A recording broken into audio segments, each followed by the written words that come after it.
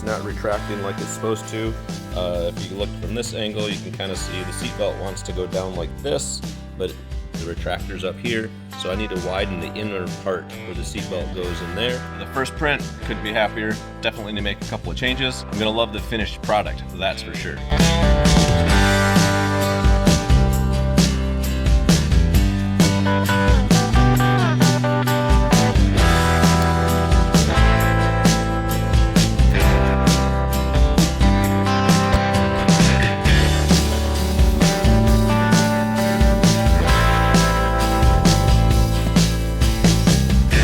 It out. Hold it off my shoulder and neck nicely, just like I intended.